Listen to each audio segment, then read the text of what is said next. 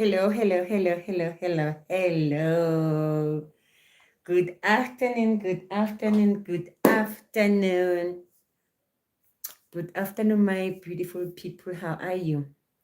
How are you today? Today is a milestone in the history of South Africa. We are commemorating June 16th, Soweto uprising, where the youth of South Africa in 1976 they went off their classes. They took it to the streets with books in their hands, trying to let the then regime of apartheid that was teaching us all in Afrikaans. Guys, it was a difficult time. And they were teaching us all South Africans in Afrikaans. Everything was done in Afrikaans. Biology was called biology, and maths. I think maths was wiskunde and aardrijkskunde. All of those things. And at the time, guys,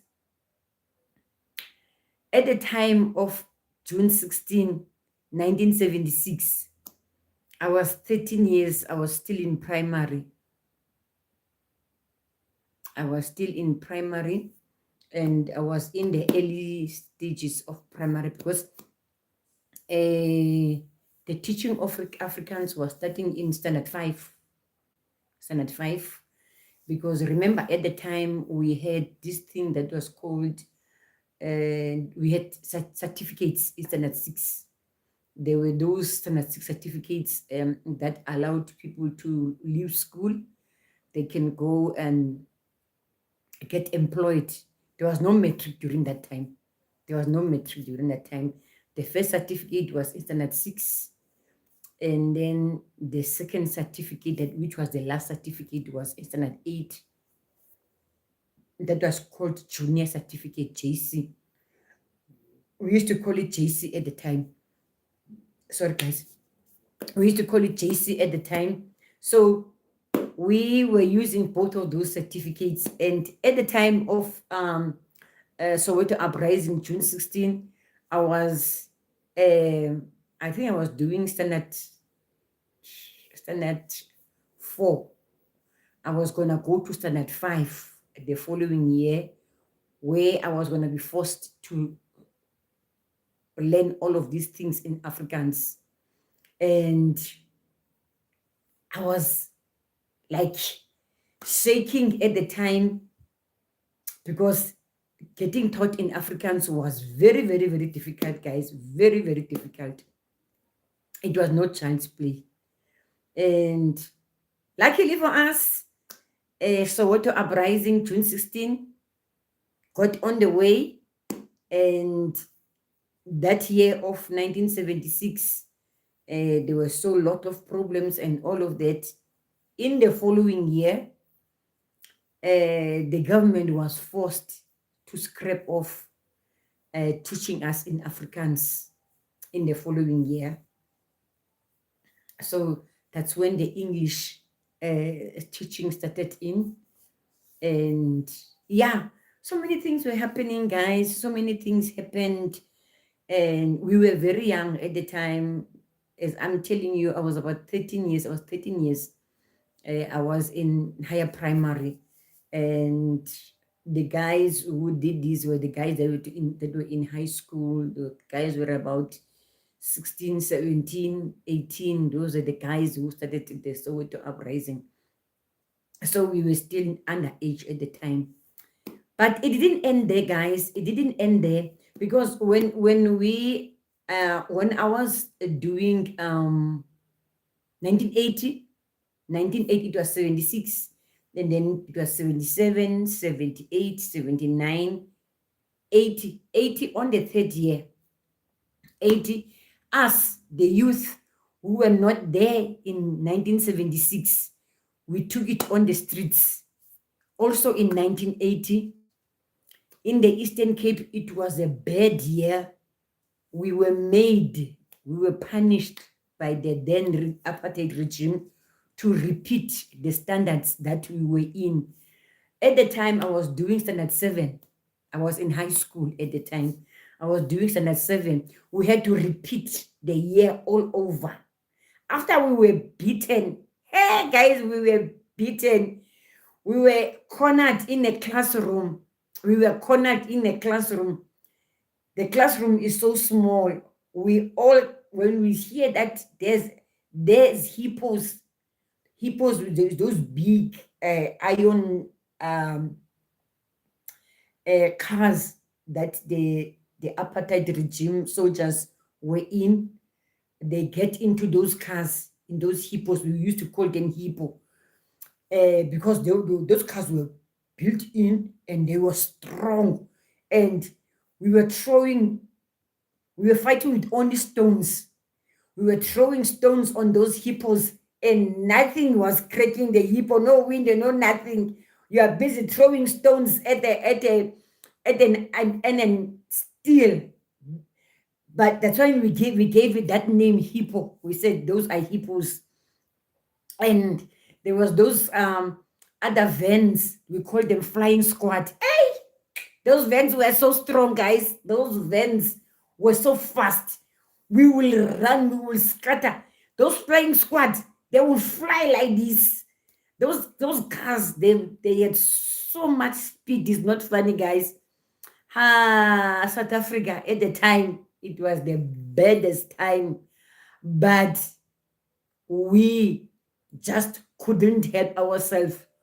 We went in the streets, we did everything, we were beaten, we were tortured, we were done everything, but we kept on going. We'll say, you will release Mandela, you will release Oliver Tambo. We will call on our leaders, all of our leaders. You will release Mandela. You will release. You see this that I'm having in my head right now. My hair was long. We call them Azania plating. I had this on my hair like this, and my hair were long when I was younger. Now I've cutted my hair. My hair were long. They were like this. We'll go with those. We take our ties that we are supposed to put in the uniform. We put them here, and we were dancing, we were singing, we were South Africa. We sing about everything. We sing when we are sad. We sing when we are joyful. We sing when we are trying to make a statement. We always sing in South Africa. Gotland Blue Renters. Hi, Gotland Blue Letters. How are you? How are you, Gotland Blue Rentals? Thank you for joining me. Thank you for being a part of me in my life today. I'm talking about South Africa today. In South Africa, we come a long way. We come a long way in South Africa as a nation. We come a long way. Yes, we are not a perfect nation. There's still so much that needs to be done, but our government have done so much for us from where we were to where we are right now. But I'm not saying we are in comfort, but there's still a lot that needs to be done. But somewhere, somehow, gratitude is needed in some things, because we people who lived during the apartheid era, we know how apartheid was like. So now commemorating the June 16 today, it comes from the bottom of our hearts, because we know where we come from as a nation. Guys, please like the live. If you are new to my channel, please like the live and subscribe. You are so pretty. Thank you. Yonami bedroom. Hi, Yonami bedroom. How are you? Thank you. Thank you for the compliment. Thank you for the compliment. Guys, please like the live and subscribe. Like the live and subscribe. I'm good too, Yonami. I'm good too. Your name me. Oh, can you name your bedroom? Oh, your name, your bedroom. So your name, your bedroom. Okay, your name. I will call you your name. I couldn't understand exactly your word, your name. So now I'm getting it. Your name, your bedroom. All right, all right. Are you messy but worthy food? Question and answer is asking me what is my messy but worthy food. I love pap and mulumukhodi, chicken intestines and pap. I like it. I love it so much. It's a South African dish. So, guys, please like my live and subscribe. Like my live and subscribe. Your name is bedroom. Your name is bedroom. Is it your YouTube channel name? Your name is bedroom. Is it your YouTube channel name? Eh? Do you have a YouTube channel? Your name is Sophia. Sophia. All right. Sophia, where are you joining me from, Sophia? Where are you joining me from? Are you called Sophia or Sophia? I don't know. Our pronunciation here in South Africa are different from yours. We pronounce things differently. Prince Missouri. All right, all right, all right, all right. Hi, Mama. Happy June 16. Amandla, comrade. Amandla, Amandla, Amandla. Thank you for joining me, Cedric. How are you? How are you, Cedric? Amandla, comrade. Amandla. Our time, our time. Do you know, Cedric, how old was I during the time of June 16? Do you know how old was I, Cedric? On June 16, 1976, Cedric, I was 13 years old. I was in higher primary. I was doing runabout standard 3, standard 4, standard 4. Standard 3, standard 4, standard 4. I was doing standard 4. During June 17, June 16, I was doing standard 4. And I was sitting there. I was thinking that because in the following year, I was going to go to standard 5. I was going to start now being taught in Afrikaans. They started teaching us in Afrikaans in standard 5. Standard 3, standard 4, we were taught in our language, isiXhosa, but other things were in English. But in standard 5, that's when the Afrikaans started. Standard 5, standard 6, everything was in Afrikaans. So, okay, your name. Okay, your name. Please come back. Please do come back. Please do come back. Cedric, please like the live. Give me a like, Cedric. You didn't give me a like. Give me a like, Cedric, there. And when we, okay, thank you, your name. And when we, I was standard 4, I was about to go to standard 5 the following year. And here I was trembling, worried that I was going to be taught in Afrikaans. It was the most difficult standard of education that was ever there. Everything was in Afrikaans. Biology was biologie. And there was adreigskende, wegskende. Oh, God have mercy. All of those things. And then the youth of 1976 took it on the street. They said, ons is gatvol now. Enough is enough. We are going. We are not going to be taught in Afrikaans. Okay. Your name. You don't want to be taught in Afrikaans. We are going. So that's how everything started here in South Africa. That's why today, 50 years after, we are commemorating the 50 years of June uprising. We are 60-something years now. After 50 years of June 16, now we are 60-something. And here are those guys who were there during that time, and the guys who were older than us during that time are in their 70s right now. They are in their 70s. Yeah, they are almost 70. Those who are still alive. because remember, I was about 13 then, and the guys who started June 16, they were around 17 years up. They were 17 years up. So they are in their 70s. Yes, they are in their 70s. Some are 70 something. So yeah, that was our history, guys. But we come too far, guys. We come too far from where we started from. We come too far. We come too far. And we are grateful to the Almighty God who carried us through it all, who carried us through it all, because we come too far, guys. We come too far from the apartheid regime to where we are right now. We are 32 years in freedom, but we are still struggling the setbacks of the apartheid regime, because the inequality can never be equalized within the 30 years, 32 years of our governance.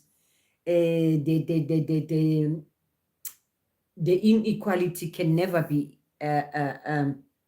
equalized within them. Because remember, guys, during the apartheid time, black people, they had nothing. We had nothing at all. We had no houses that we can call our own. A black person was not allowed to own a car. If you own a car, you will have to answer, where do you get the money from for owning a car? And the money we were working for, I remember when I was 17, 18, I started working in the white people's houses for money, for money when I was in high school, for money, for pocket money, things like that, because I was raised by my mom, who was a domestic worker. My mom was a domestic worker.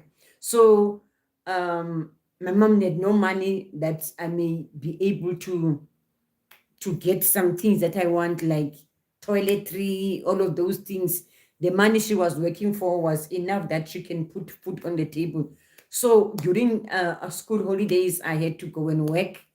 My mom taught me how to iron. So I was doing ironing, and I started by doing ironing, cleaning the windows. And then when I was 17, 18, now I was cleaning the houses. And okay, your name. Okay, your name. You are still with me. Thank you, your name. Thank you. Please, guys, like the live and subscribe. And at the time, I was working on the white men's houses. I will clean a 14 or a 15 room house for 10 rand, guys. 10 rands. 10 rands. 1, 2, 3, 4, 5, 6, 7, 8, 9, 10. 10 rands, 15 rooms house. All by myself. You'll never believe, guys. You'll say I'm making this up. I'm subscribed. Thank you, your name. Thank you, my angel. Thank you. God bless you. Thank you. God bless you, your name. And I will be, when I get in the morning, guys, let me tell you my routine, how I did my routine. It touched us so hard. My home country, Kenya, boycotted the 1976 Olympics because of the June 16 uprising. Okay, Cedric. Okay, my friend. I hear you, my brother. We all worked together somehow. That's why I don't want this thing of you guys thinking that what we are doing in South Africa right now, we are doing it because we are in hate of you or anything like that. But we are doing it because we can feel that instead of us moving forward, we are moving backward. Because remember, there's this thing that when we got into power, when our government got into power, there was no money. None whatsoever. Our father, Papa Mandela, had to go in all of these European countries, going and ask for money and all that. And they gave us the country. but they emptied all the banks. I remember at the time of 1994 when we started this journey. 1993, I was a shop steward at my workplace. I was a shop steward. I was representing the workers. Something that I'm surprisingly good at. Question and answers is asking me, what is it that I'm surprisingly good at? My sense of humor. I'm good at my sense of humor. I'm surprisingly good at my sense of humor. I have a sense of humor. So at the time, the then government, they were telling us to take our pension funds. At the time, there was no provident fund. It was only pension fund.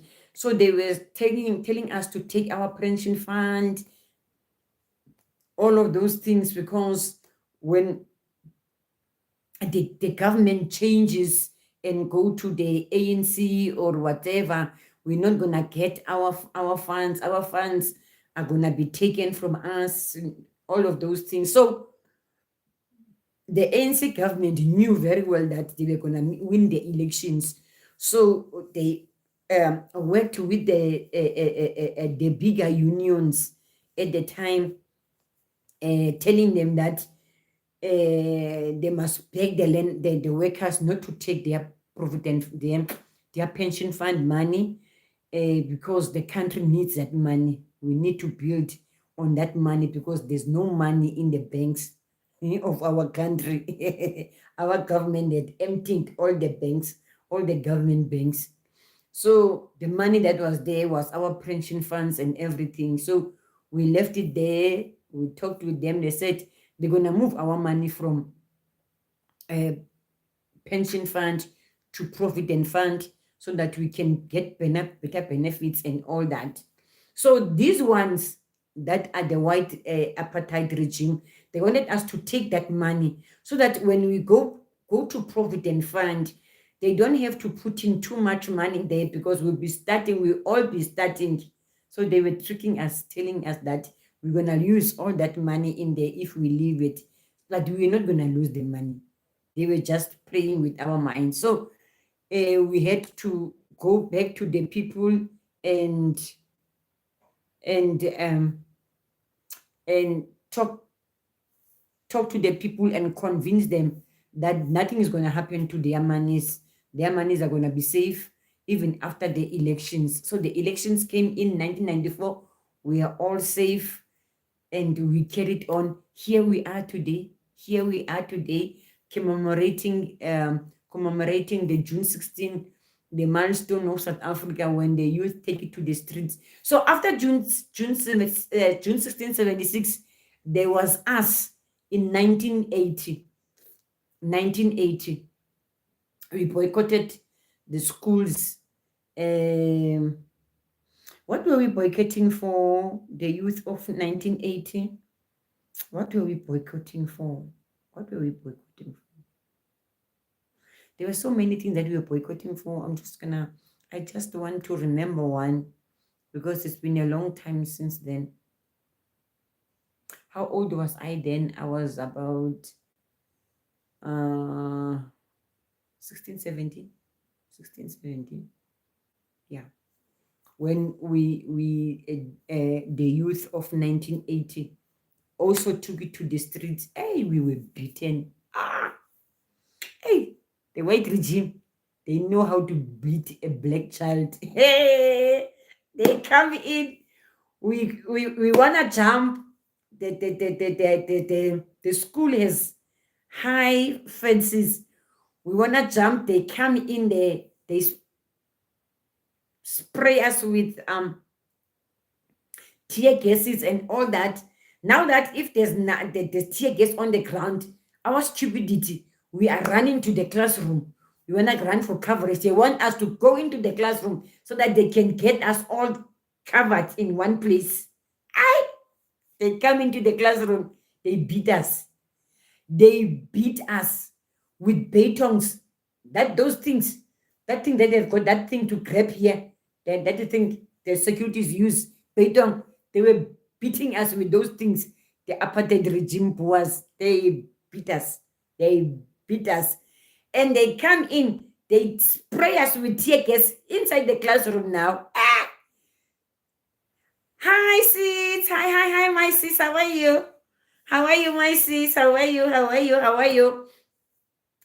In the classrooms are so small. We are packed in there.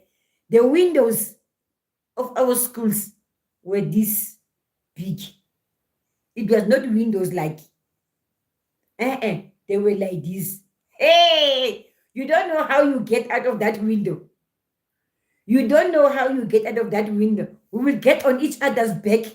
We get on the window, each other's back, we get on the window. When you get on the other side, there is one standing there on the other side. When you fall down, bah, bah, they kick you with those big boots. They kick you, bah, they kick you on the face. They didn't care where they kick you anyhow. Oh, we were beaten. The white regime apartheid boers, they beat us, they beat a black child. We were beaten. In South Africa. But we never stopped. We never stopped. We fought. We fought. So today we get to that thing of remembering where we come from as a nation, where we come from as a country, and the endurance and the perseverance. Everybody subscribe. Thank you, my little sis. Thank you. Let me pin that message. Everybody subscribe. Please, guys, subscribe. I want to grow my channel. I want to reach 5K. It was hard. How do the youth commemorate this day today? Everyone like the life. Yes, my sister, they must like the life. Cedric, we have different views. Cedric. I'm not gonna lie to you. We have different views.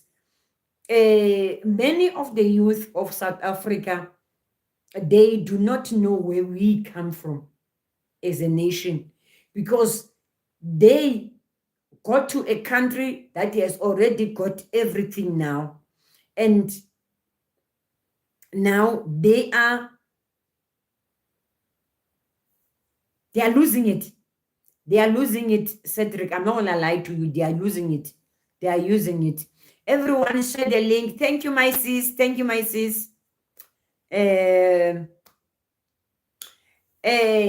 So they are using it. They are losing it because they take June 16 as a holiday. And when they take it as a holiday, in each holiday, they take it as a holiday whereby they will go in, they will have fun, they make bashes, they make street bashes, they sing, they make music, they drink, they do all of those things. But us, people who know the weight of this day, we know what really happened on this day, and who were there to experience this day. We know where we come from. My king, how are you? Love your plates, my queen.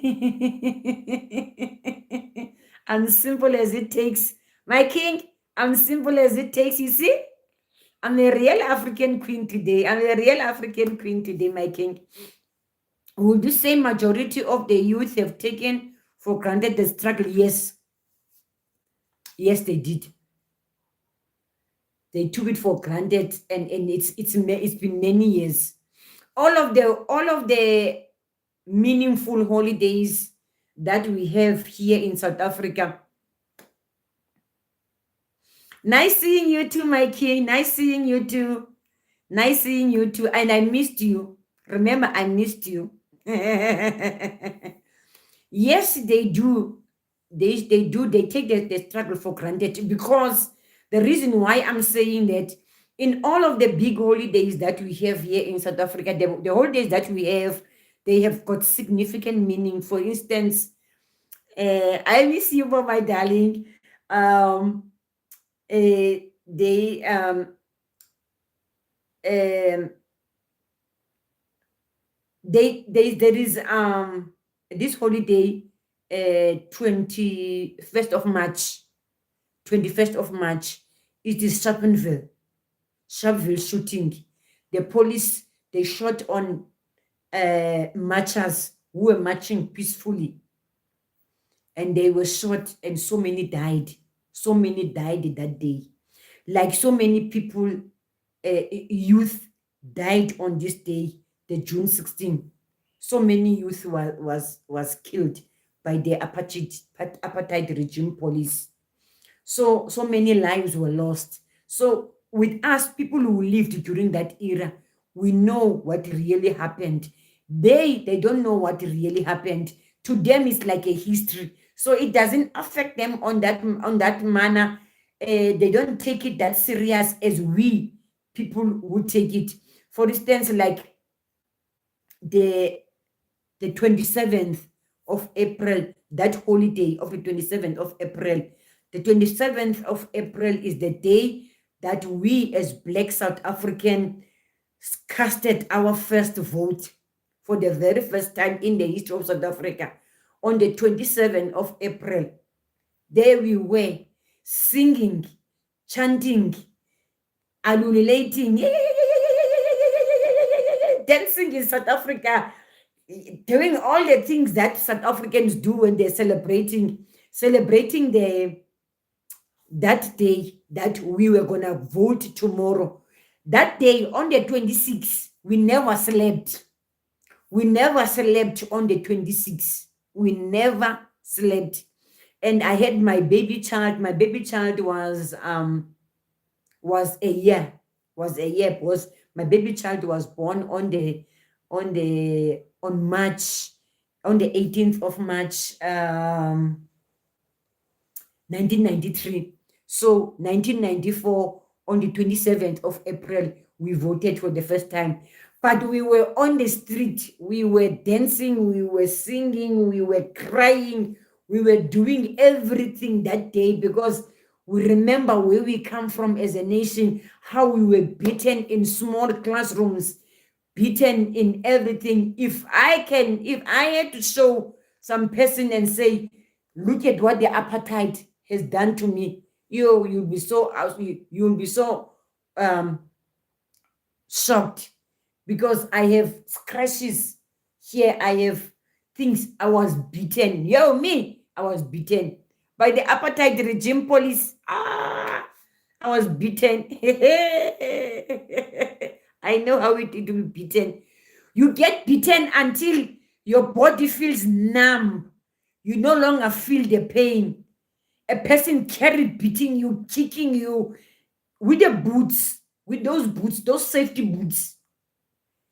They carry on beating us, they kick you. You no longer feel the pain. You are so numb, you're not even crying, you are just saying, until you walk to the other side, they beat you. The pain, you will feel the pain. The following day, you can't even walk off the boots that you were kicked with.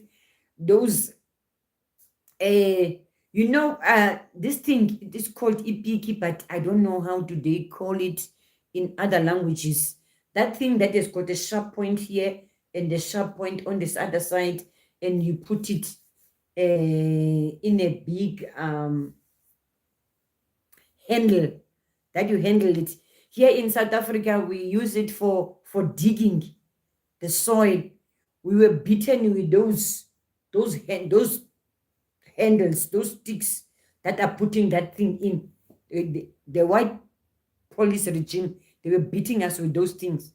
They would beat you back everywhere, even in the head. They beat you, and they were not accountable for anything. They can beat you into a park. Nobody's gonna say anything. Nobody's gonna go and lay a complaint where you report a white person to a white person. Are you mad? Are you mad? You report a white person to a white person. So that's how life was in South Africa. So that today, is that day where we celebrate where we come from as a nation, commemorating the June 16th of the youth of 1976, the youth that fought the apartheid regime with nothing, but they won because apartheid lecturing in Afrikaans was scratched off on the following year. It was scratched off. We were no longer taught in Afrikaans, but so many lives were lost on that day.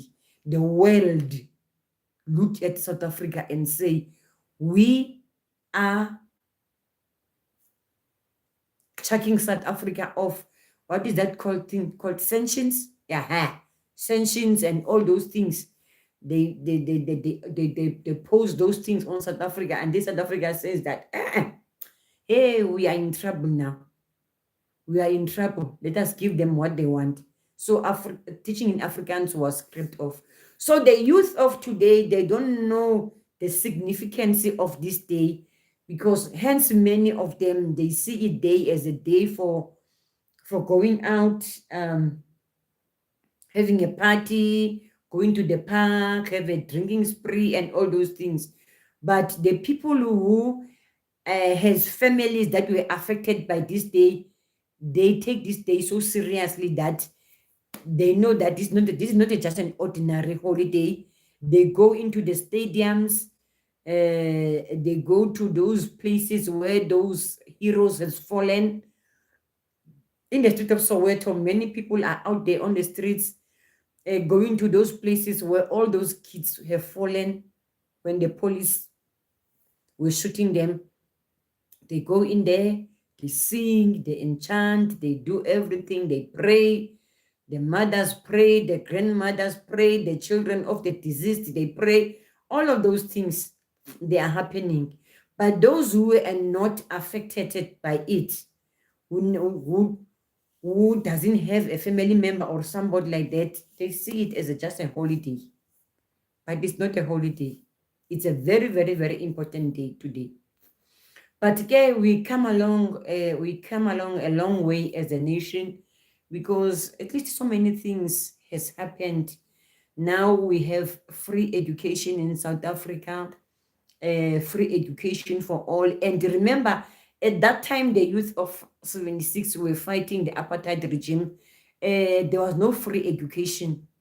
Our mothers were domestic workers, but they had to buy us school books. If a parent has got 3 kids, have to buy school books for all those 3 kids. And how much was the salary at that time? There was no salary at that time, because the apartheid regime did not have what we call today a basic wage. There was no basic wage there. A person can pay you whatever they feel like paying you, and there was nothing you could do. There was nothing you could do about it. So that was the story. But we survived. Here we are today, 50 years after June 76, 50 years after. I was 13 years back then. 50 years after, here we are still standing strong. And we thank the Almighty for his goodness and mercy. Was the families of those people are also now, even those who had brothers who were older than them, who were involved in those Landuga. Do you think the TRC helped history of the struggle? No, they didn't. The TRC did nothing, because in the TRC, yes, they talked about what happened and everything, but according to what Jesus, why nobody was prosecuted. So what was the point? No, what was the point? Yes, the Truth and Reconciliation Committee and whatever, it was there, but I don't see any reconciliation that it did, because they couldn't, some of them, they couldn't even up to today show their families where their bones are.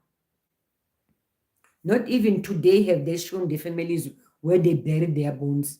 They admitted into burying their bones, but never showed them where the bones, the remains of their families, of their loved ones, where are. where they buried them. There's still so many unmarked graves out there. People disappeared into thin air and they never ever were buried by their families. Their families, they don't know where their loved ones are. Apartheid in South Africa did a number on us. Nobody can ever imagine what the apartheid regime did to us. But we stayed, we fought, we stayed, we never ever ran away from our country. We stayed, we stood up, we fought with nothing, with stones. We fought. We fought. So the government, even if you can get a backup from the people from the outside and everything, but if you citizens of the country, you are fearful, you don't want to stand up, you don't want to stand up and enjoy the beating and everything. The people on the outside, they can help you, but it cannot be carrying a weight like when you guys in the country are busy fighting there and the world to see that what they are doing in there. That's what we South Africans are saying. Guys, we understand all of your things. But maybe it is because it could have created a problem with Inkatha. But maybe it is because it could have created a problem with Inkatha. The issue of Inkatha and the white people, it's another story for another day, but there was a third party involved. So the white people, they used Inkatha because they know that the Zulu people are hard-headed. They knew that the Zulu people are hard-headed. So the kind of people doesn't like to be told what to do. So they made it as if the Inkatha was fighting with the people who are non-Zulus, whereas they were there in the middle, the white regime. They were supplying the people of Inkatha with weapons. At the same time, they were there in the middle, killing our people, and they make it as if it is the Inkatha people who are killing us, but it was them in the midst of it all. So the divide and conquer, they were using that divide and conquer sort of a thing. But okay, God is with us. We are back now and we are united as one. And we forgot about all those things. Baba Mandela reconciled us. He reconciled us. He stood there and told us that we are not fighting each other. We are fighting the enemy, which is the white person. Because even now, they are not supporting us. Even now, they're not supporting us.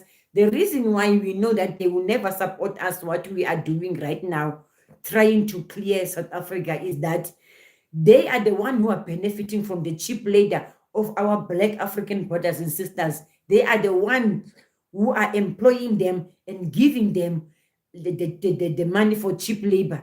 That is the thing that we are fighting for. Not fighting fighting our Black brothers and sisters because we don't like them, but fighting that they are being used and they don't see that they are being used.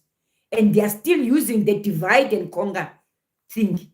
They're still using the divide and conquer. That is why I am saying that the TRC decided to keep things secret, because it could have decided the Zulus and the rest of Black South Africa, or it would have divided the Zulus and the rest of Black South Africa. Yes, but we know everything, my brother. We know everything. We are not like they think we are.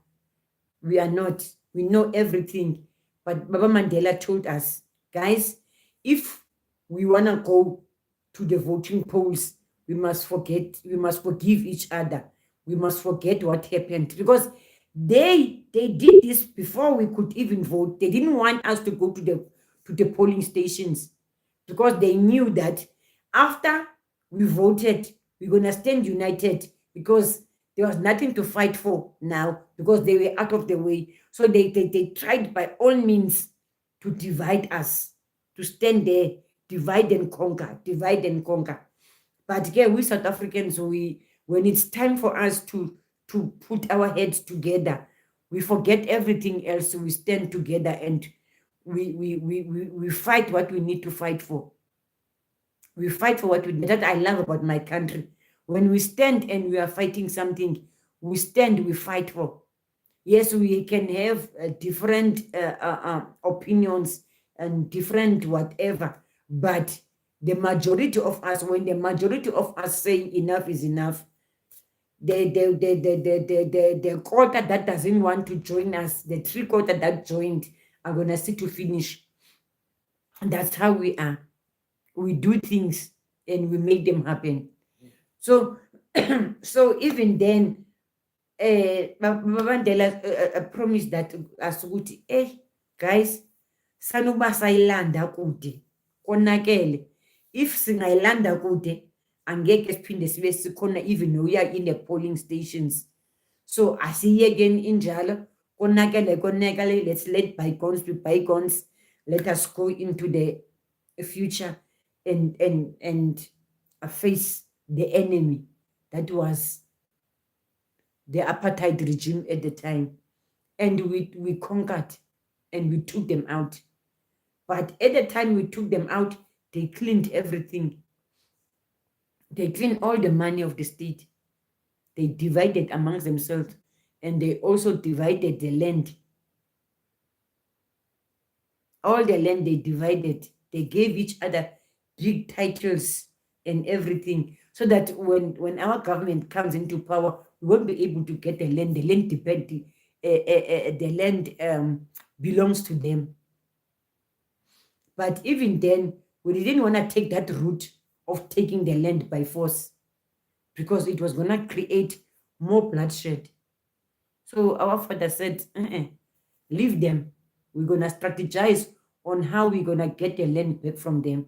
So now they run to Donald Trump and tell him that we are taking the land by force. We're not taking the land by force. The land belongs to us. They don't want to give us the land, because they did not buy the land. They were just given papers because they knew that we're going to win the elections. So they divide all the land amongst themselves. It was great of Mandela to choose peace over revenge. It pains me when the youth in SA abuse him these days. What do you think of it? My dear friend, people who doesn't know, that's what I'm saying.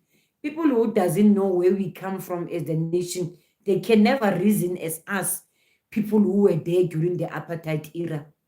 They dismiss us even when we are talking. They dismiss us. They are saying, you don't come and tell us about Tata Mandela, who is a sellout who sold our country to the foreign nationals. Yeah, all of those things. But Tina, we know what he has done for us. We know what he has done for us. I'm not a political analyst. I'm not a politician that is there in whatever thing that is there. I'm just an ordinary South African. I'm talking as an ordinary person who was there, who lived the apartheid era, and who have seen what the government that was led by Papa Mandela did for us. And these children that we sent to the Model C schools, who are calling him all names today, because now the history, they are getting it from the from their PCs and everything. They're googling the history from the internet, and they don't even know who wrote there, what they wrote there. Is it okay? Is it the true version of things, or is it the summarized and the battered version of things? They don't even want to listen to us, because they think that we are holding a loyalty to the ANC of before. But now we know what the ANC of before did for us. But what do they think that genuinely, what do they think he did badly? There's nothing he did badly. He did nothing badly. They are thinking because of their educated minds of Model C schools now. They think that. But we people who lived the apartheid era, we know what they really did.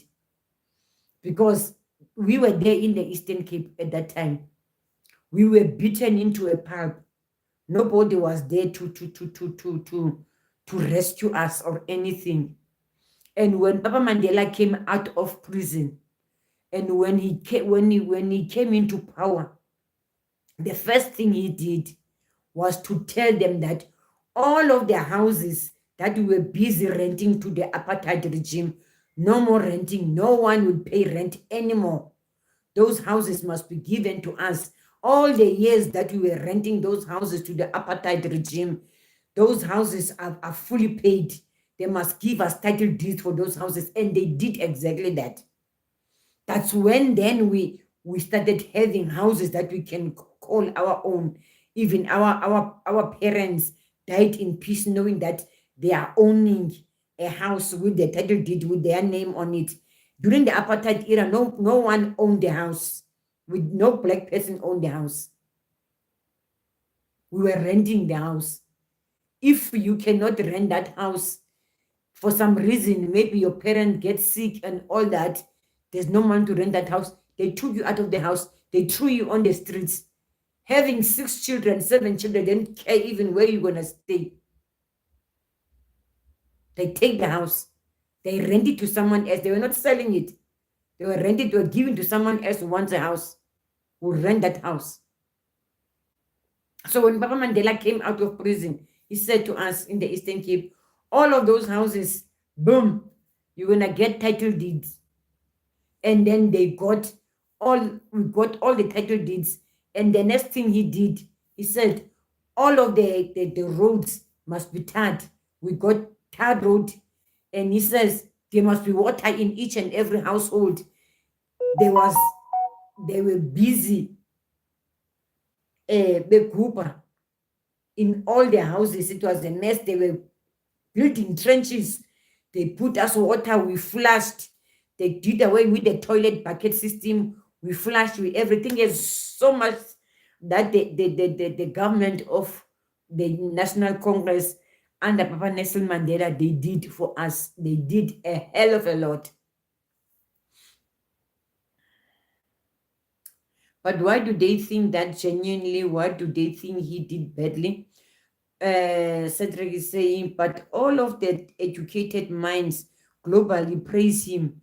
There are streets all over the world because of him. He is studied in the best universities because of how he handled the struggle. How can SA not see it? That's why I'm saying, my brother, the people who do not see it are the people who never lived in the apartheid era. Is these kids who were given our history in these phones. And they were in a time whereby technology was technologizing everything. They Googled everything. They think that what we are telling them, we are exaggerating it. They're telling that what we are telling them is not exactly what happened. So now that they are educated, in the education that Papa Mandela fought for, that one education, another thing that he did during his time of being in parliament, he said, one education for all. You are black, you are white, one education for all. And one privileges for all. All South African, they started to have a social grants. Older people, they got social grants. Sick people, they got social grants. During the apartheid era, that thing was not there. During the apartheid era, for a black person to get a grant was when the person is near the deathbed, for real, going to the deathbed. They only give the person a grant. And the grant at that time was paid fortnight, monthly. You'll get it this month. The following month, you don't get it. You'll get it the other month. And the person is sick. The person has to go to hospital and everything. And in the hospitals, there was no free medical system. You were paying in the hospitals. We were paying in the schools and everything. We were paying in the schools. We were paying in the hospitals. Our mother were working for nothing, but everything has to be paid for. But when Papa Mandela came into power, he says, stop it with all the paying. Stop it with all the paying. Nobody will be turned off in a hospital because doesn't have the money to pay. And no child will be turned off at school because doesn't have the money to pay. All of those things, he made sure that all of those things were there, and all of those things existed because of him. So what they cannot see that he has done for them, we people who lived during the apartheid era, we know what he has done for them. That's why we kept on voting for the ANC, even if now they started making all of the bad decisions, but we kept on voting for ANC because of Papa Mandela, what he did for us. We kept on belonging of treasuring his legacy, what he did for our country.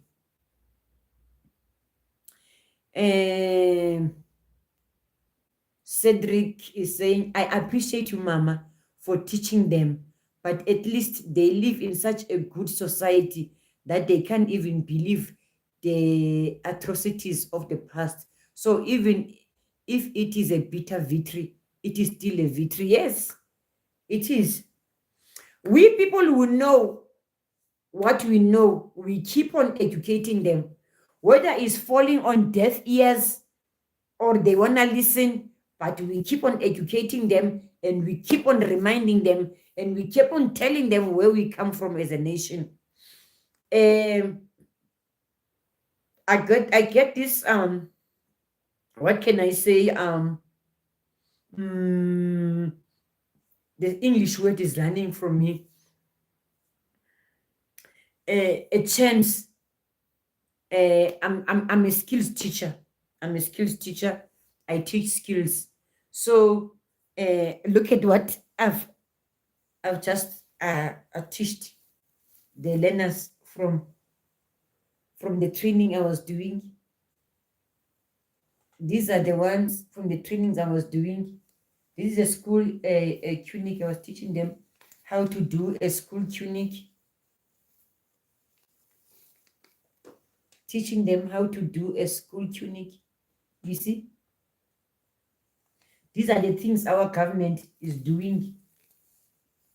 Skills development.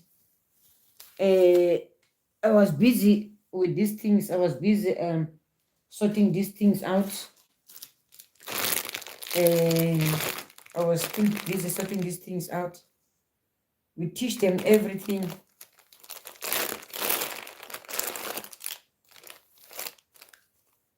Teach them how to make some beadwork, some beading, handwork, all of those things by hand, by machine, all of those things, you see, hand stitches. All of these are the initiatives of our government. Starting this is a starting point where we start them.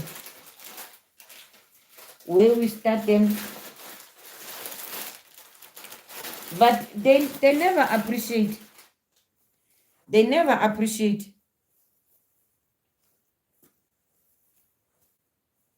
You see?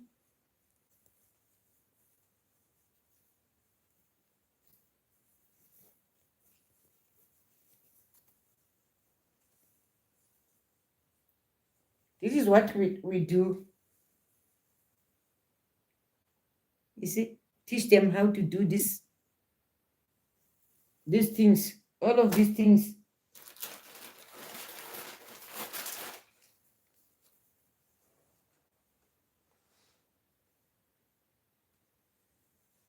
You see?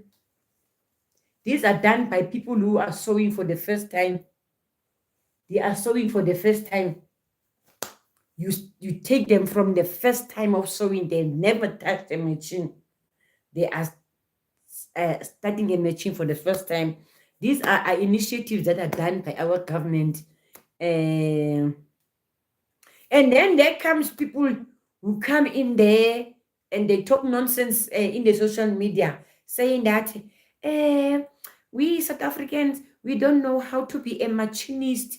We cannot operate the machines and all that. I asked them, where do you come from? Because our government is sponsoring training sessions everywhere, all over the country.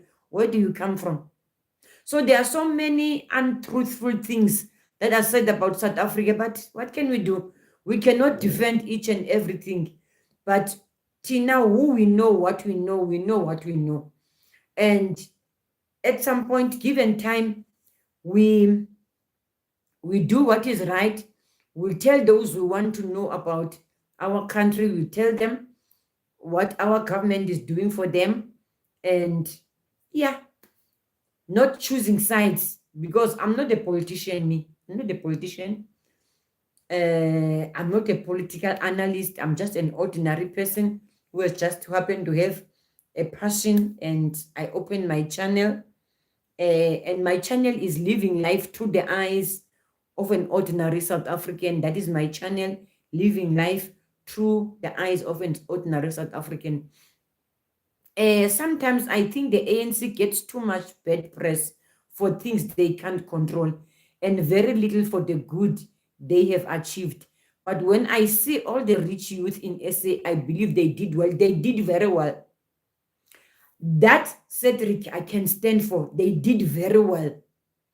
But one thing I know about a person, more especially a black person, I mean, I'm an ordinary South African. I know how we as ordinary people think. Today, you can give a person sugar. The person can come in your house and knock and ask for sugar.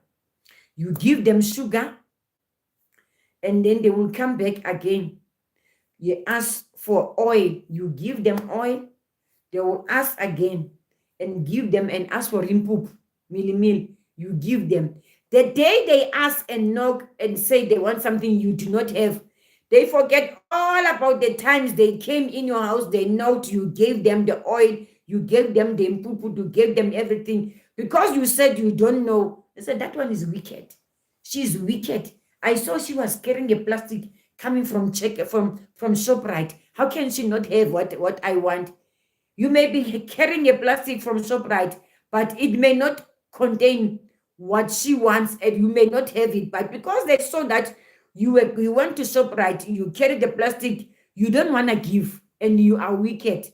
They forget about all the things that you have done for them. That is what even is happened by the foreign nationals who have been living here in South Africa for 25, 27 years, even 30 years. How can you live with wicked people for such a long time? 30 years, 27 years, 25 years, 17 years, 15 years, living with wicked people who are very, very, very wicked. They come in, they stand there in the press, they say, South Africans are very, very wicked. I've been there in that country for 15 years or for 17 years or for 21 years. I never want to see South Africans again. They are very, very, very wicked.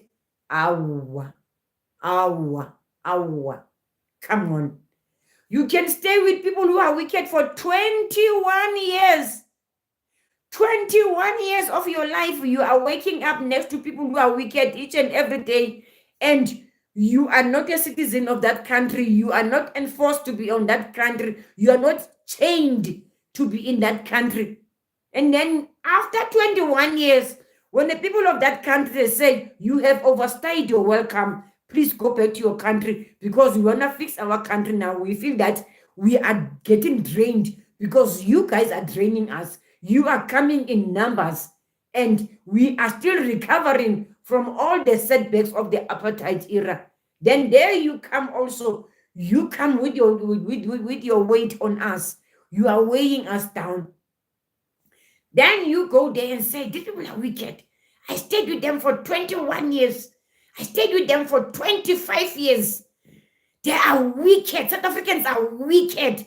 I've been in South Africa for 21 years. I've worked so hard in South Africa. South Africans are wicked. 25 years, you are not chained in that one place. How can you stay in a wicked place For 21 years, for 25 years. Come on, man. Even a person who's looking at you is saying, this person does not have any appreciation. Hey, akana danki lo muntu lo. Akana muntu.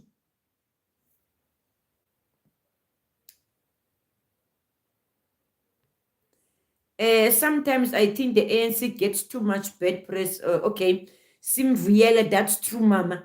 That is true, Simvuyele. Hi, Simvuyele, how are you? How are you?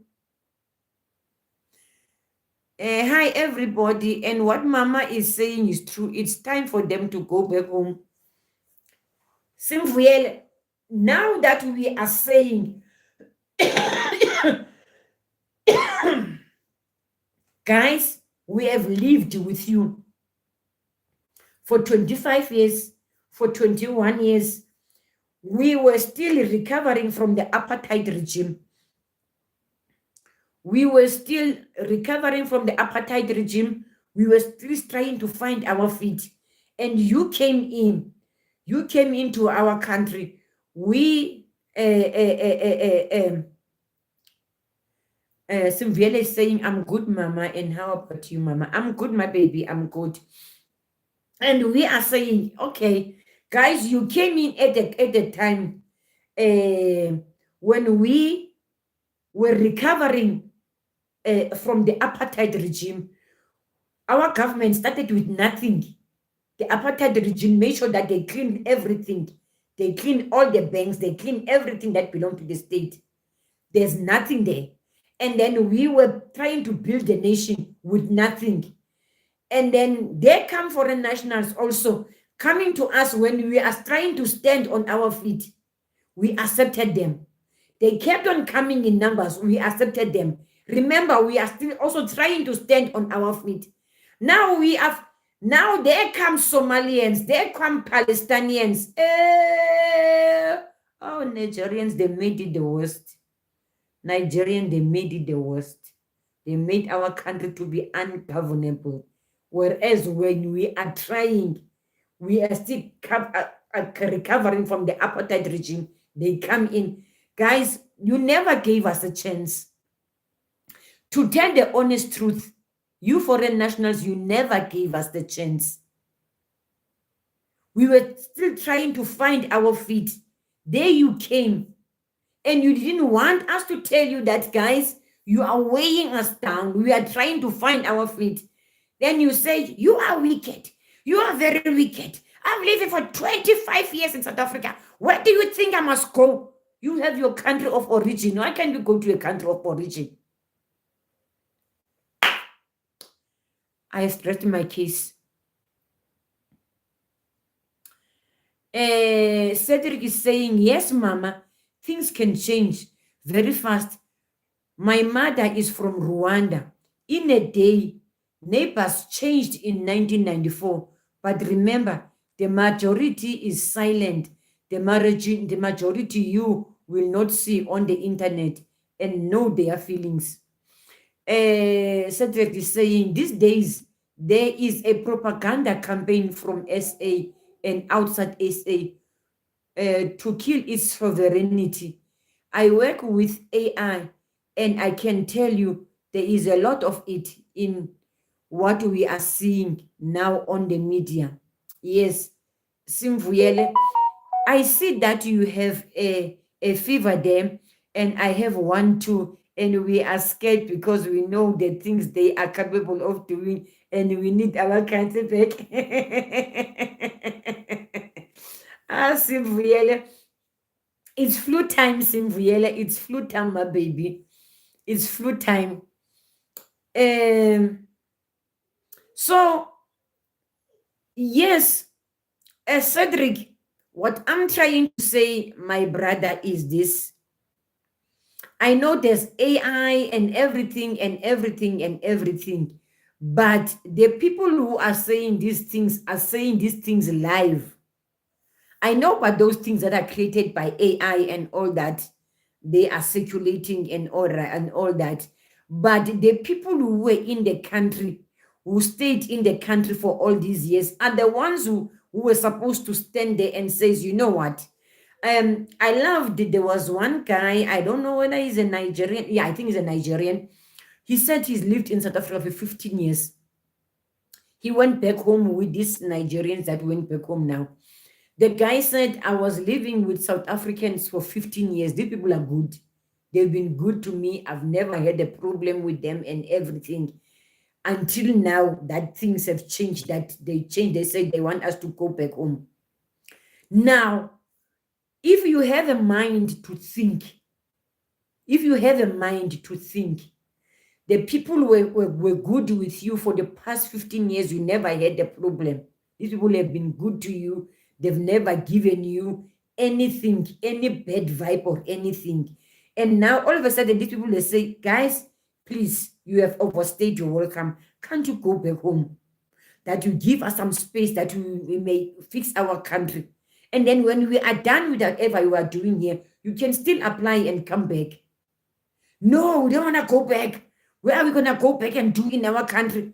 You see now, it's as if now we are obliged to keep them in our country, whereas the overloading is so much for our own country. What must we do?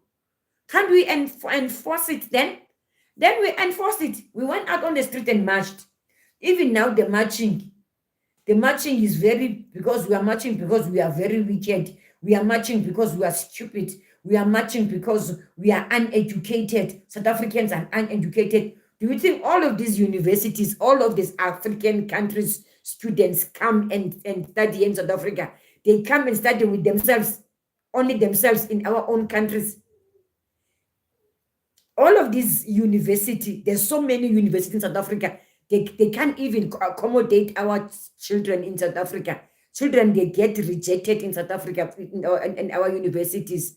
Sometimes their child will stay at home for a whole year. Sometimes some of them, they will go to TVET, to the TVET college for the year, and then the following year goes back to university. But wanted to start in university.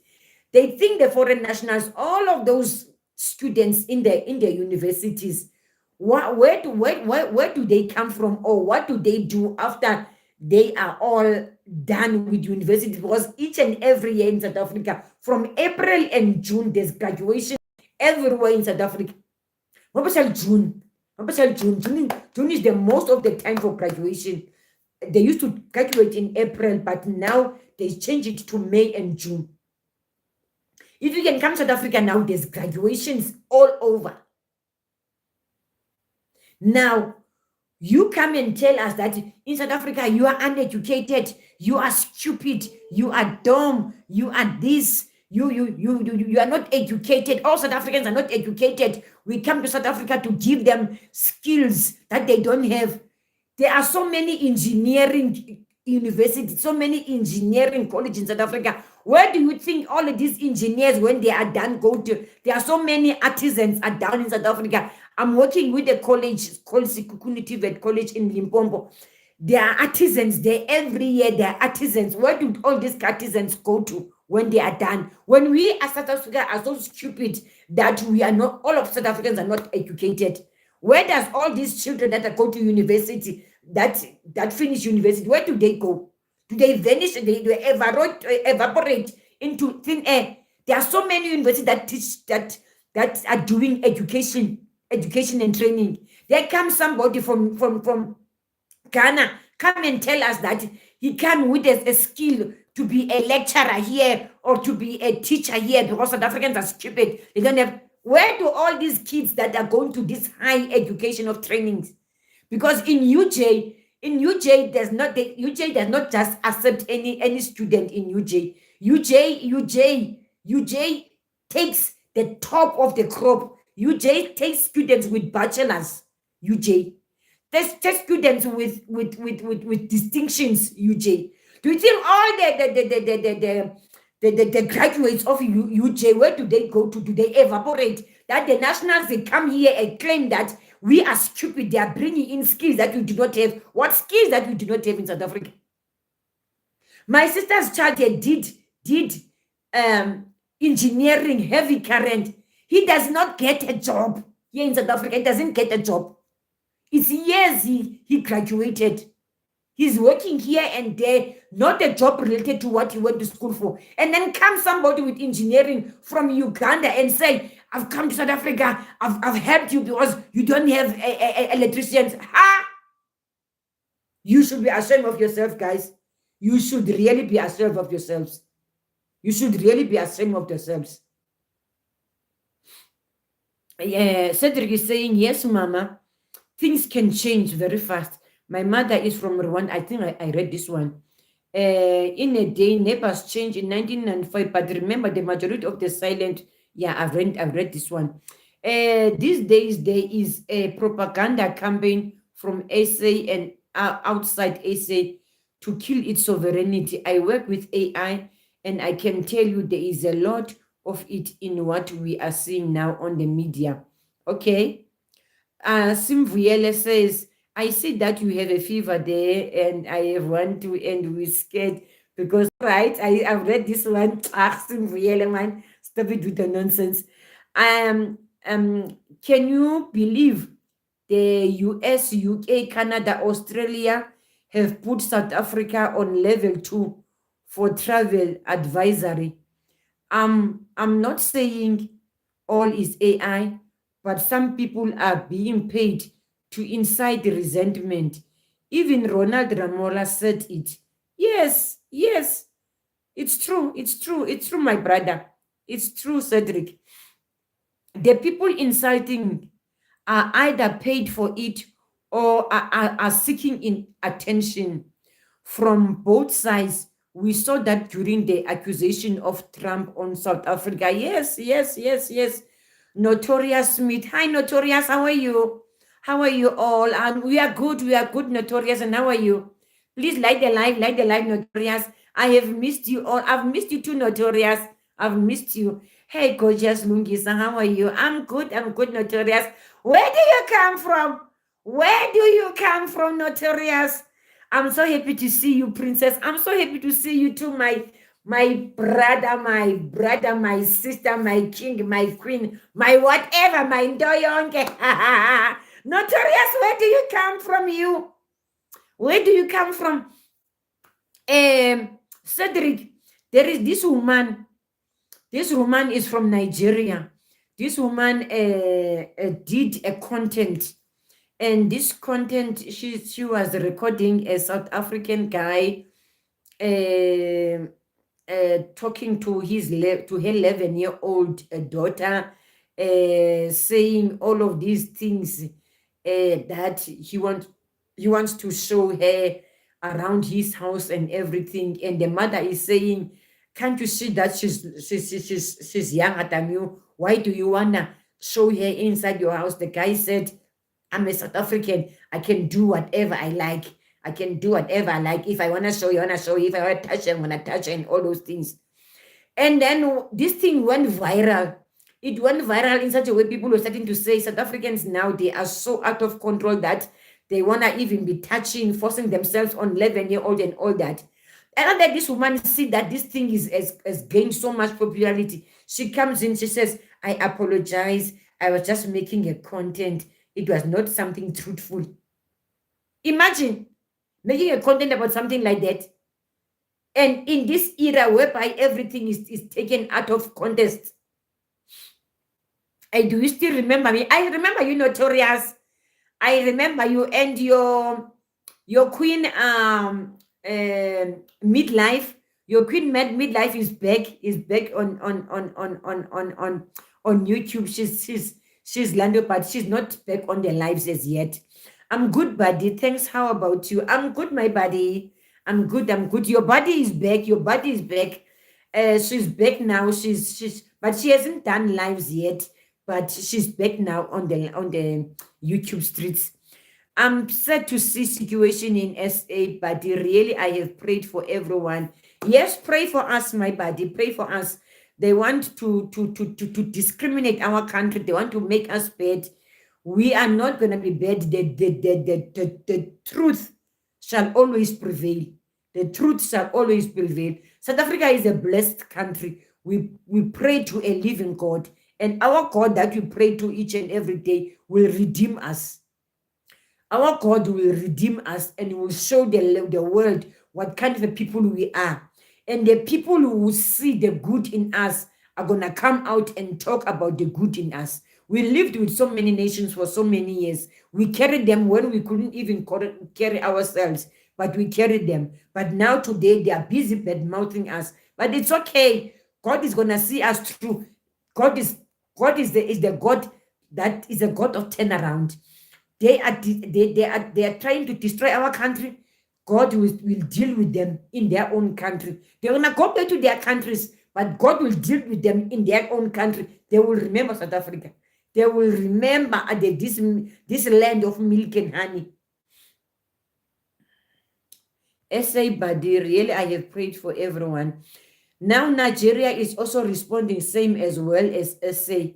No, it's okay, and Notorious. It's okay, buddy. We do not worry. Nigerians are the one that have created all this mess that we are in now, and they don't want to take responsibility and accountability. Ghana, I don't know where Ghana comes from because we never had any beef with Ghana. Ghana took the thing of Nigeria and ran with it. It's okay because they are brothers and sisters. They can go on and do whatever they think they, but we can do without them in our lives. Now Nigeria is corresponding as well as South Africa. Notorious, but it's not just an incident, a coincidence. It's not a coincidence. I must say it's a pattern. It's a pattern. They are fighting us because we are saying they must go home. We want to fix our country. No, but they don't want to see. They want to see the real reason behind us saying that they must go home. They don't want to see that. They just want to paint us as if we are very, very evil people. It's okay. It's okay. Even these South Africans, even these Zimbabweans and the Malawians that we are trying to save from these fat cats of this white regime that are still in power, that are still enslaving them by giving them a small wage. They don't want to employ South Africans. South Africans, there is a law, there is a minimum wage. But with them, they know that they are documented. They're going to give them a wage, any wage, and they will accept it. They can give them any wage because they will accept it. But God is for us all. He's going to see us through it all. But we were fighting for them as well, so that now they can also not be used. They don't see that they are used by these fat kids. They don't see that. But because they are desperate for work. They don't see that. Because these fat kids, they don't want to employ South Africans. They are the ones who created all this wage that is happening in now. That is true, Mom. Cedric is saying, that is true, Mama. Even Sierra Maposa said there is an active campaign to do this. But the problem with propaganda is it works even on good, ordinary people. Hey! Thank you, my brother, Cedric.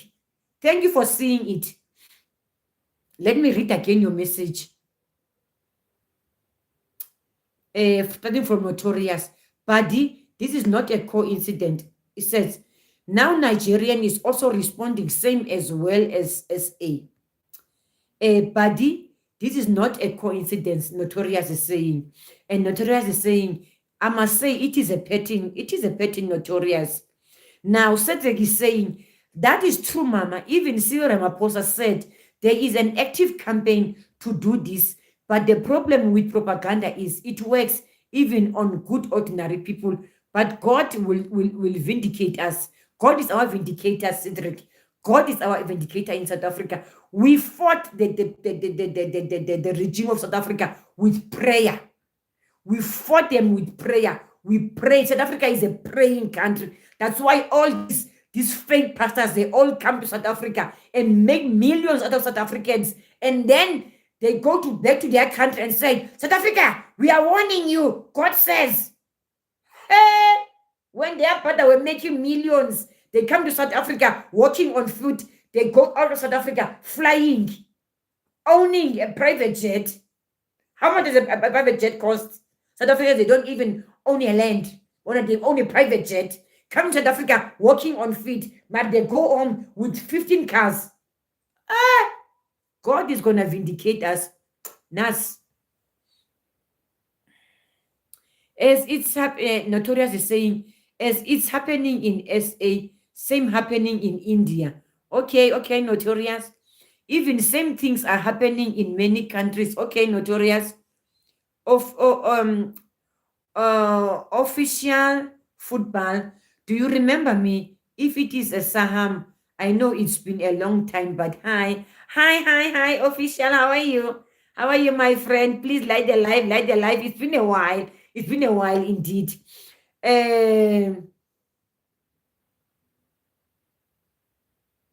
Cedric is saying, don't insult other African countries, Mama. You are falling in the trap of those who planned it.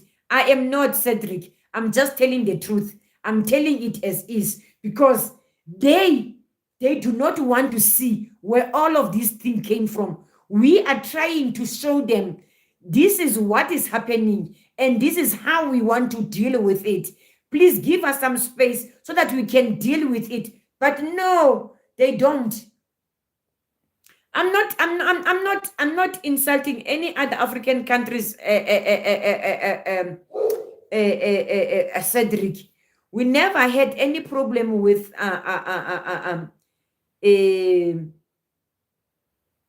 as much as Zimbabweans are the most in here in the country. We never had any problems with them. We never had any problems with Malawians, as much as there are many in this country. We never had any problems with Kenyans, Zambians, Ugandans. There are so many nations in here. We don't even mention them because they never give us any problems. Kenyans, Ugandians, Zambians, and all those other countries, we never even mention them because they never gave us any problems. They never gave us any problems. The only problem, I always say, the only problem we had with Zimbabweans is to allow little money. They work for little money, and people from Lesotho, they are being exploited. That's why we are fighting. We are fighting for them, not against them. We are fighting for them because they are being exploited. And in the place of being exploited, they are being used. And we as South African, we are saying we don't get employed because of them. Because they are getting the quench, the fat cats are getting a quench of using them. You see, even now the fat cats are saying we are wrong. We cannot be fighting with other people for the injustices of our own government. Who's the government? The government they gave without a penny in the pocket. They are the ones who can come and tell us our government is corrupt, whereas they are still living as fat cats. The truth is the truth, Cedric. If the truth hurts, let it hurt, because we are also hurting.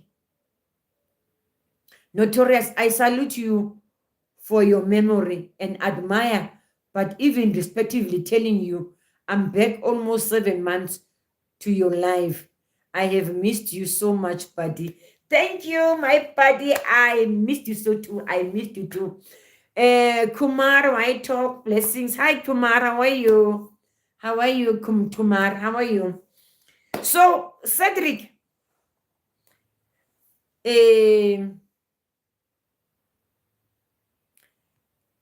Gareth Mackerel is saying, South Africa cannot carry Africa. Simple. Fix your countries and allows us to look after our own people. Gareth, thank you. Gareth Mackerel, thank you. That's what we are saying. That's all we are asking. We cannot carry all of Africa. We cannot carry all of Africa. They must understand we need space to fix our own country. Now that much and much has stood up, now that much and much have gone up, and then they've taken it to the streets. They are telling all the injustices. Our government is on their feet now. Our government is fixing everything. Everything is going like this. Our government is fixing things. Until when, if we kept quiet, until when were we going to be staying and be suffering the way that we are suffering? About 4-point-something million youth of South Africa are unemployed. And amongst them, there are graduates. Graduates, guys. I'm not talking about just ordinary people who wants a job to sweep the streets, who wants a job to go and work as a domestic worker in someone's house. I'm talking about graduates of Vets University, graduates of UWC, graduates of Nelson Mandela University, graduates of top class University of South Africa. They are there, sitting there at home and doing nothing. And many of them are even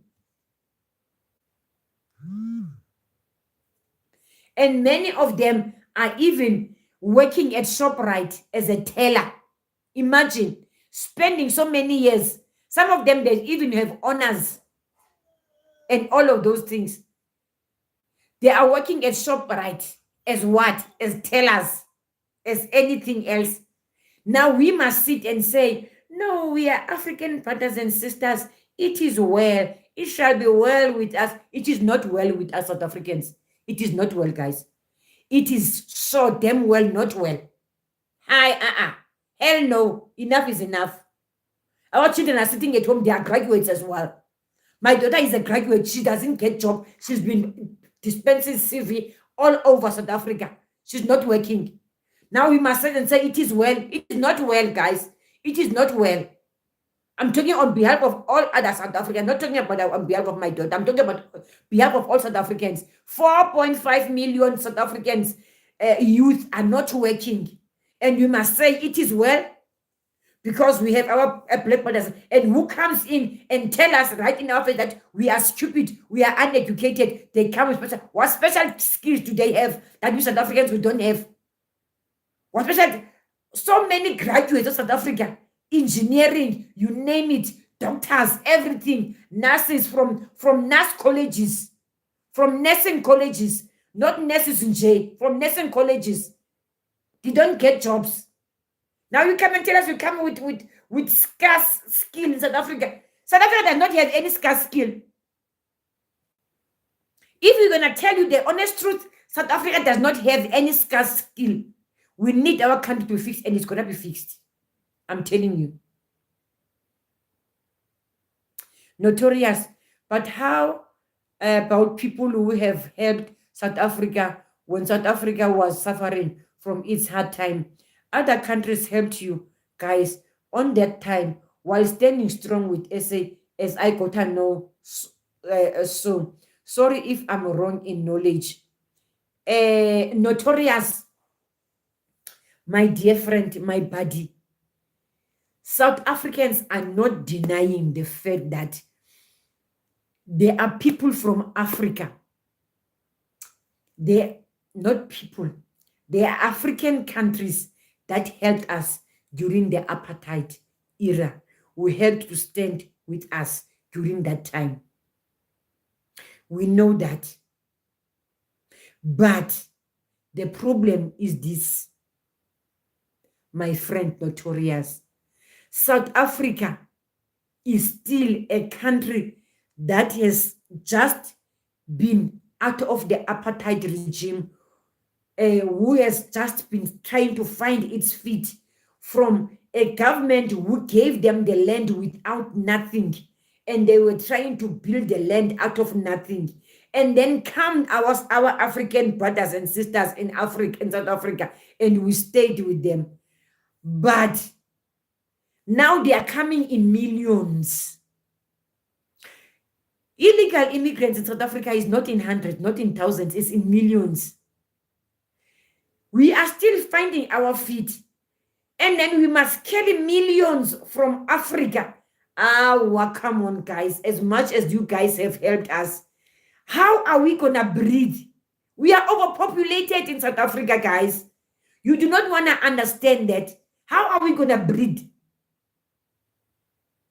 How are we going to breathe, guys?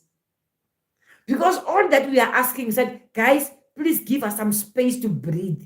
You're going to come back to the country when we have fixed all our things that our government is pretending not to see.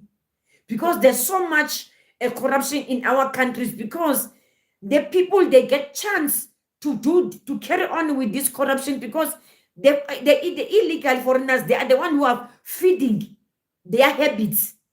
because they are busy bribing them. And there's nothing that can go solved, whereas they are still here in the country. They must go back to their countries so that bavale umthombo, guys, bavale umthombo ubhebhethekisa i-corruption, bawuvale umthombo, uvale gegingqi. Sihlale South Africa, si-South African sisodwa, khangele uba umthombo we-corruption uzaphuma phini. Guys, sanele nathi. People are not saying you shouldn't chase people. The government said it has deported 450,000 people last year. No one said a thing. But when the violence and insult arise, that is the problem. Correct. Notorious, yes, they did.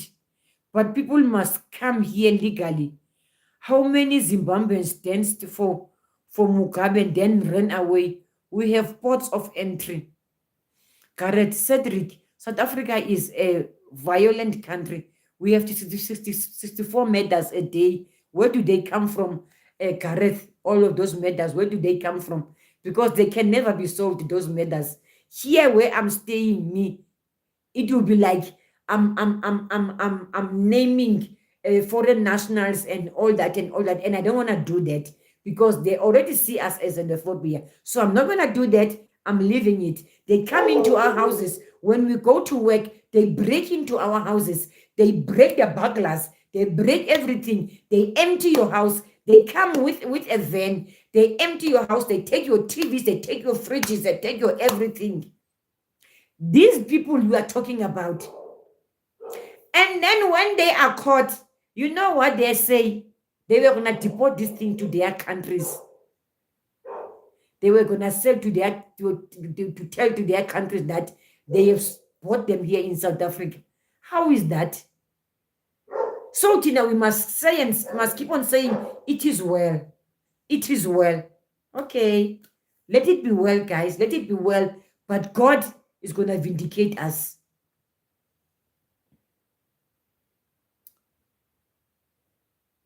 Cedric, Gareth, many danced for ANC and fled to choosing a wrong dictator, and regretting it happens all the time. It doesn't happen all the time.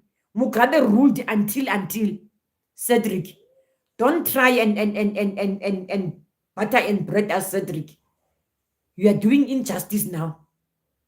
You've been a Landuka person all this time. But now what you are saying is not. Mugabe ruled until he passed away. And they will keep on dancing there for ZANU-PF and come back to our country to look for jobs. That's right what Gareth is saying.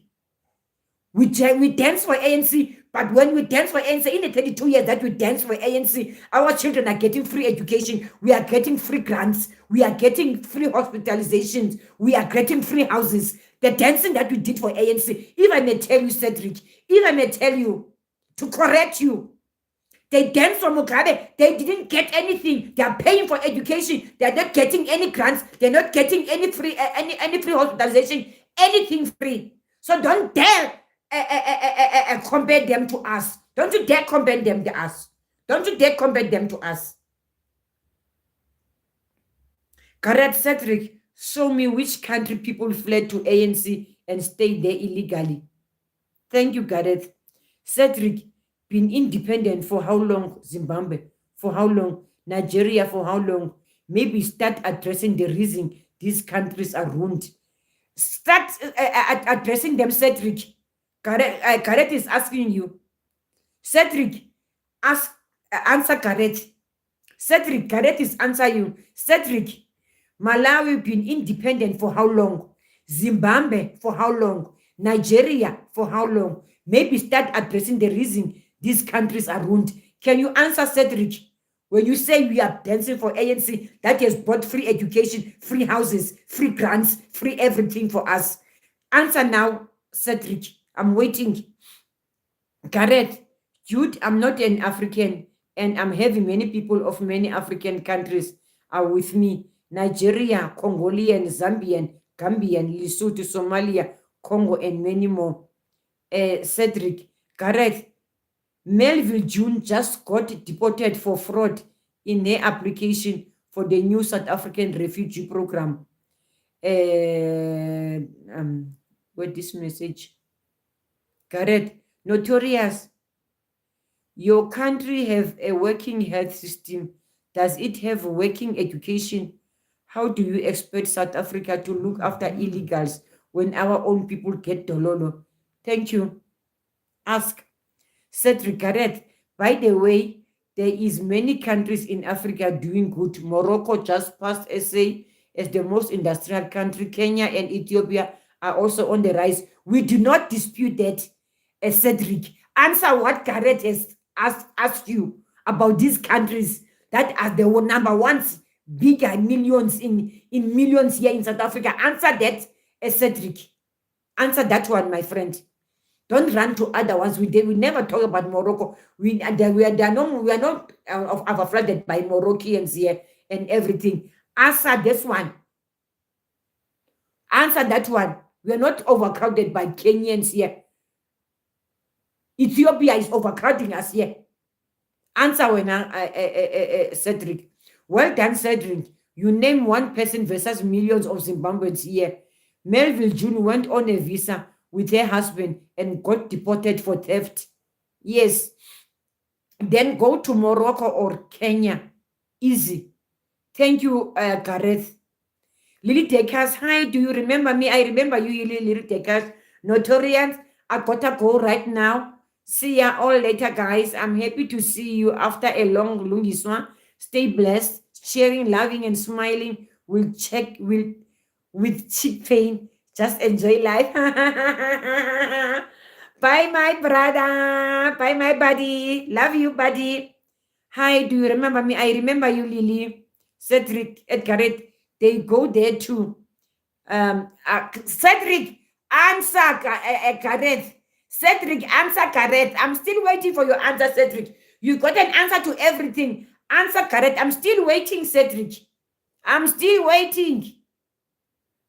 Cedric, my tax money is to help South Africans. I'm not here to look after people whose government broke their country. Sorry. Gareth, by the way, Morocco is all jumping the border to get to Spain. Google it.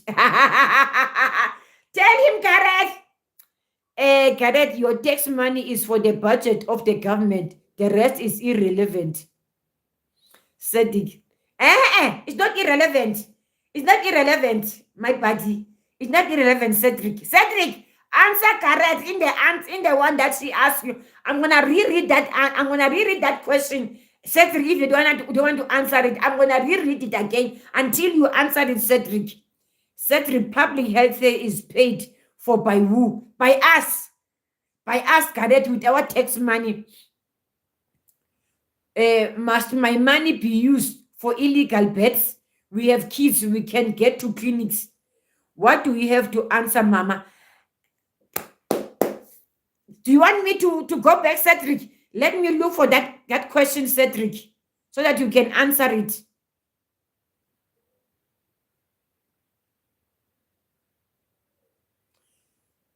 Let me answer for that.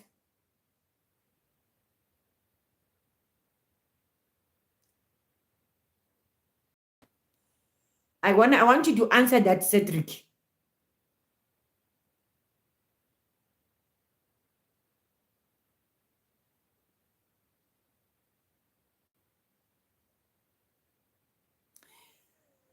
Notorious at Gareth. Okay. Gareth, Cedric. Cedric, here is the answer that Gareth asked you. Malawi been independent for how long? Zimbabwe independent for how long? Nigeria independent for how long? Maybe start addressing the reason why these countries are ruined. Answer the reason why these countries are ruined. Answer us, Cedric, the analyst. Anas, my friend. Answer us. I'm waiting.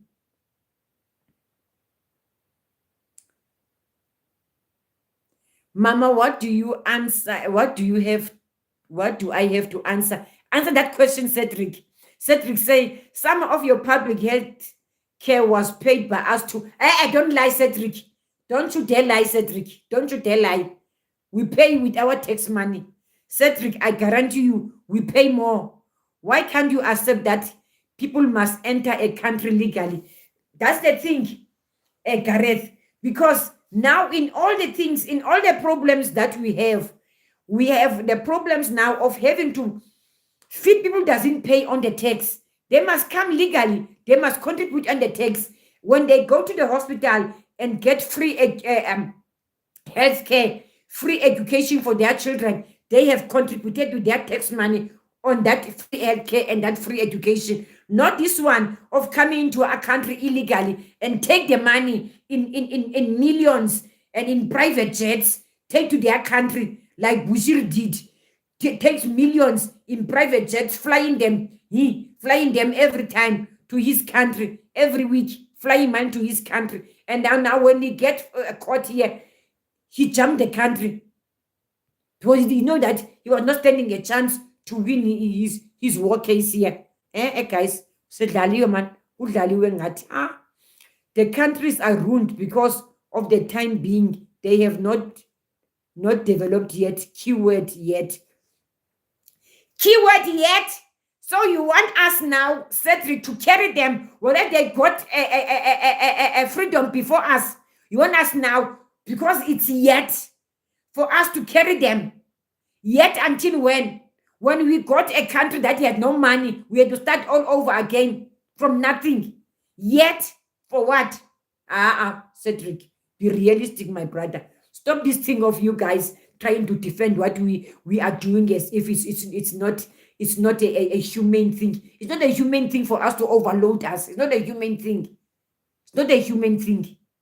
Nobody has issue with legal immigration. The whole world is fighting illegal immigration. Thank you. They are being deported everywhere. Now it was shown here. Cedric is here on YouTube all the time. It was shown that another country was deporting so many Nigerians. Nobody make a fuss of them. Nobody called them names. Stupid, mumus, everything. Nixney. But because South Africa, the place of milk and honey, where everybody do as they please. Come here, get sense. Now they are crying. Woman, guys.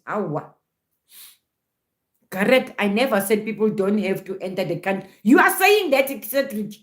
You are saying that, Cedric. Because you are saying that what we are enforcing now, people must go back to their country. You are saying we're not doing right. How many times must we talk and say people go back to your countries when the people, they don't want to listen? What what action must we do? We are taking to the streets. We are toying in the streets. They must go home for the world to see. Cedric, if they haven't developed by now, what change do you think will change? Very low. If you keep running away and not build your nation, if you keep running away and don't stand firm and fight like we did, like these kids of 1976 that we are commemorating today, like us, the youth of 1980, who were beaten up into a pulp, fighting the apartheid regime. We stayed, we fought. Gareth, the Italians' reign too is now the fourth economy in the EU. I'm not talking about the Italians and the other countries. We're talking about Africa, when Cedric. Stop telling us about Italia and other countries there in the EU and whatever. We're talking about Africa. Answer about Africa when Cedric. You are here in South Africa. Black and white South Africans fight like siblings. But I promise you, when it comes to SA, we stand shoulder to shoulder. Yes, we do. Yes, we do.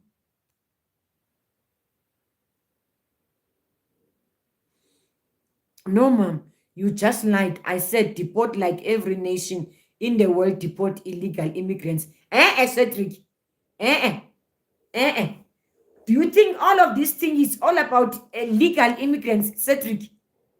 Do you think all about this thing is all about legal immigrants, Cedric? All about this couscous that is happening in South Africa, it's all about illegal immigrants, Cedric. All of this thing was called about illegal immigration, not about legal immigration. It's not all about that, Cedric. Don't say I'm lying. You are the one who's lying now. Who are the one who's lying now? Because you keep on What you did, Cedric, you keep on making us to feel a guilt trip. You say about, what about all these people that helped us? What about all these nations that helped us? What about who did this for us? What about who did this for us? We are saying, we are not saying we are not helped. We are not saying we are not dead, but we never ran into your country in millions and go and do illegal things in your country. We went into your country legally. We went there, we seek for asylum. You gave us asylum, but we never came there as in millions of South Africans go and seek asylum in your countries, Cedric. So don't come and tell me I'm lying, Cedric. Sale kahle ma, I will chat later. Bye, Gareth. Thank you for joining me, Gareth. Thank you for joining me. Me too, I must close. My dogs are hungry now. I need to go and feed my dogs. Okay, Rwandans ran to Mama and they came back and changed their country. That is the thing. That is the thing, Cedric. Cedric, all we are saying, we're saying to our black brothers and sisters, go back to your countries, go and fight so that we can help you. Also, as South Africans, as you help us to fight in your country, we help you in whatever way that we can to fight in your country. Don't come here and come in numbers and in millions running away from fighting there. Fight there. Then we stand with you fighting there. That's what we are saying. There's a lot of illegal people in this country. We are not talking about legal people here. Legal people, they are contributing to the tax. They are contributing to anything that is happening in South Africa, like South Africans are doing. All that we are saying is the illegal ones who are not paying taxes, who are doing businesses and taking their money to their country. Money they don't pay tax for. Like Bushiri did. Bushiri took millions to his country. He never paid tax for those millions. He's running to persecute it in our country. He ran. He ran even now. He's still a fugitive in our country.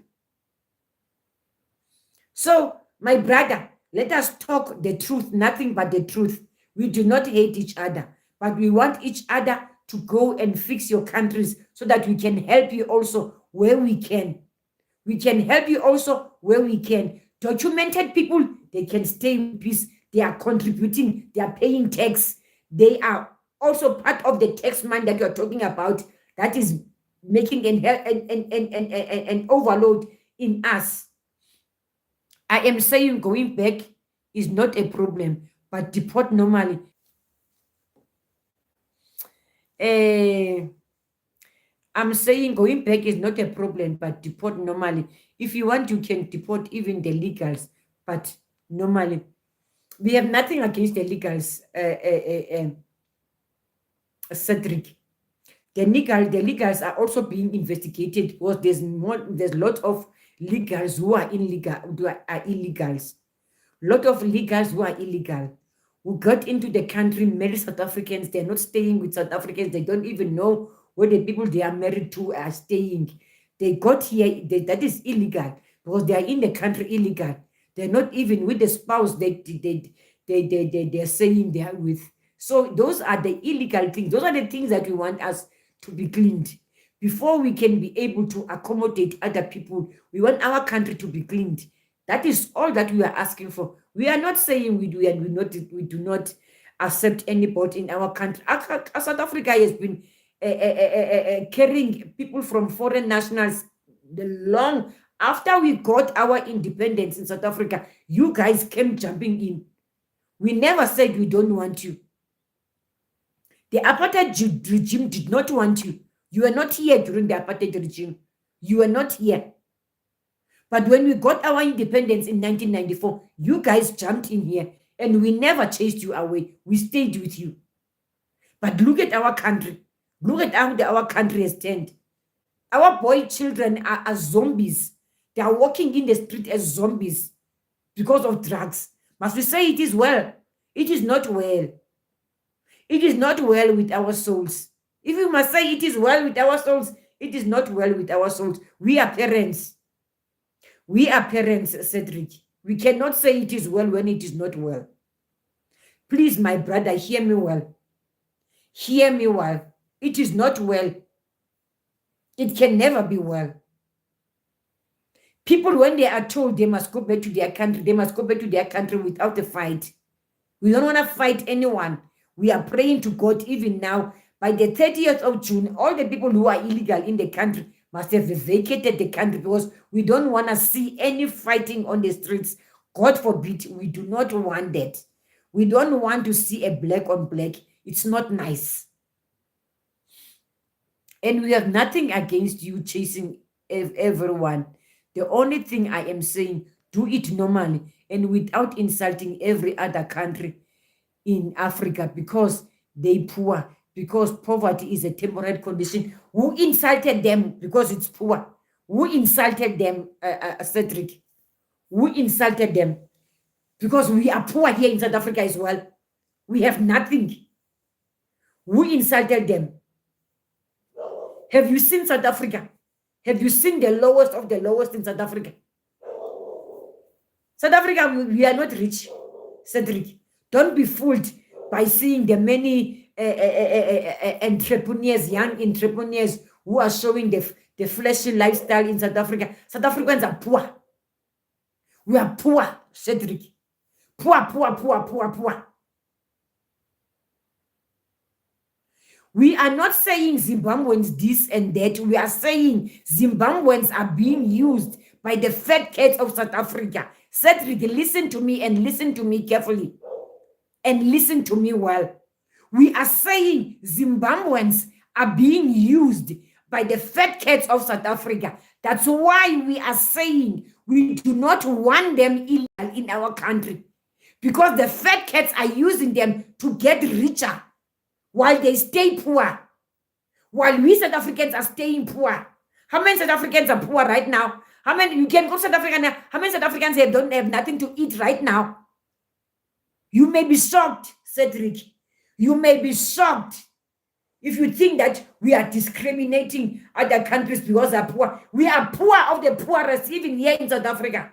We are the poor of the poorest. You think all these fleshy things that you see in South Africa, they belong to us? They don't belong to us. Even that these mines, they saying in Ghana, they're going to close because South Africans are chasing them. They must close them because we're not benefiting anything from them. We're not benefiting anything from those mines. The poor are getting poorer while the rich are getting richer. They must chase them away from their countries. It's not going to hurt us even in one bit. Even in Nigeria, those MTN and DSTV and ShopRite who are there, they must chase them away because it does not do anything for us.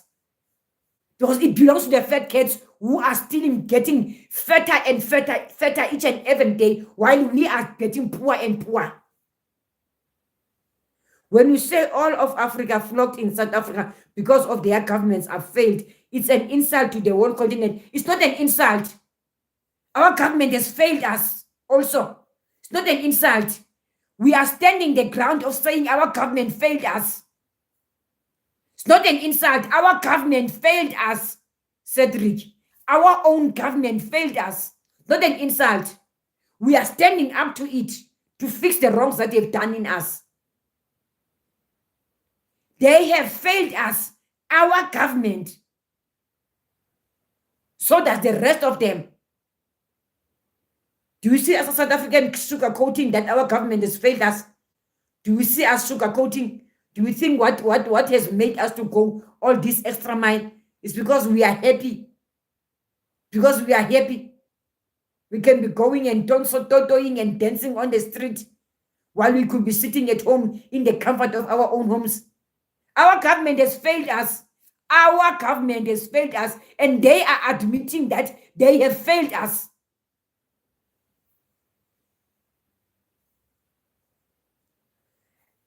Cedric, let's leave it, my friend. Let's leave it. Let's leave it. If you don't want to stand the truth and tell the truth as is, let's leave it. I'm not going to sugarcoat the truth. I'm not going to sugarcoat the truth. Our government has failed us. I'm not going to sugarcoat the truth. If your government did not fail you, stay there, my friend, and let US go and build what of an Ebola and don't in your country because your government did not fail you, because you are a good citizen that are in good standing with your government. Do that. We are bad citizens who are not in good standing with our government. That's why we are fighting with our government, that our government must do things the right way. So let us leave that, my friend. Let us leave that. Let us go in peace. It's time for me to close my life. Thank you for joining me. Let us be Nelson Mandela and Bill Clinton. Let us agree to disagree, my dear friend. Let us agree to disagree.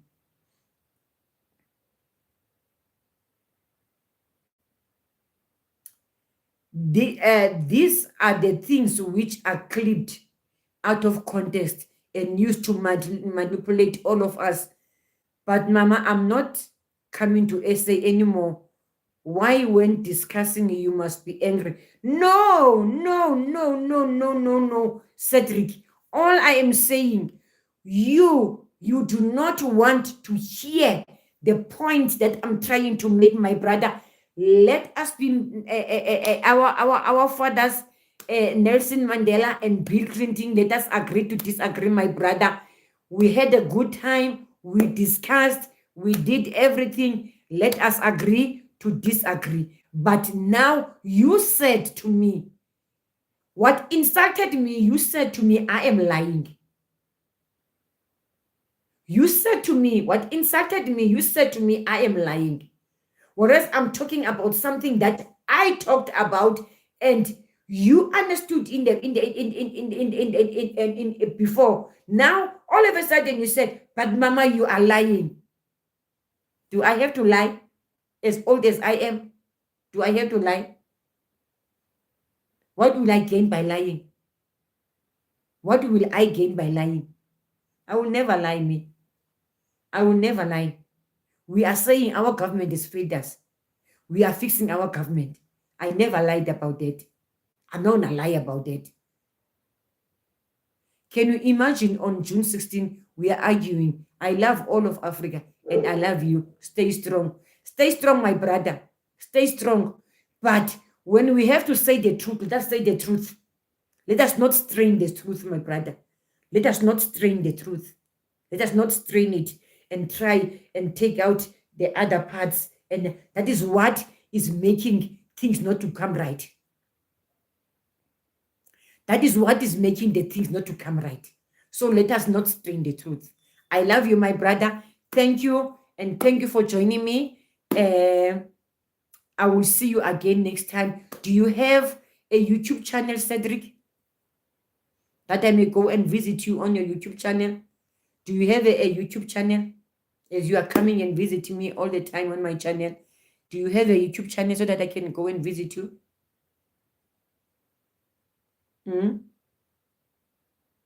Cedric, do you have a YouTube channel?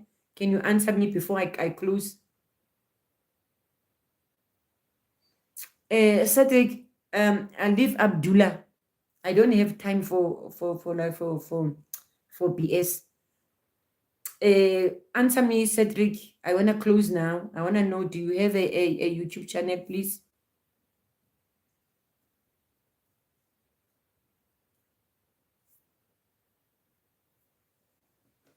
Because I want to write it down so that I can go and visit your channel.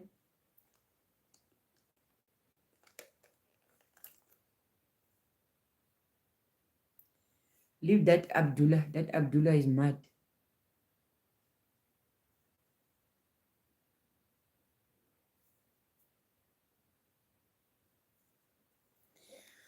Why is my pen not writing? Why is my pen not writing?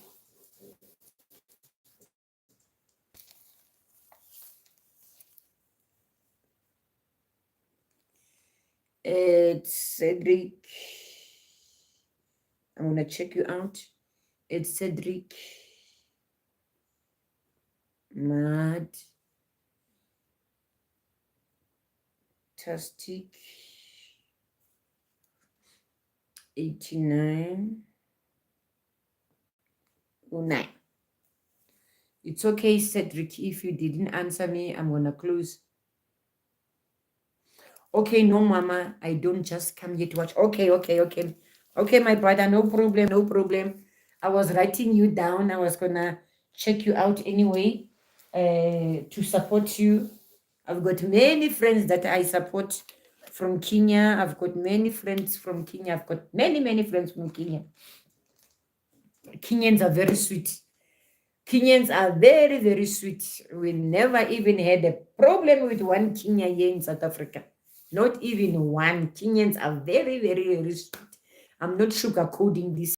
I'm not doing this so that you can like me. I am not lying. South Africans can tell you we do not have, we never heard of any Kenya burglaring someone's house, taking someone's things, uh, doing nasty things, standing on the streets and selling drugs to children. We've never had any Kenyan doing such things, but it's okay.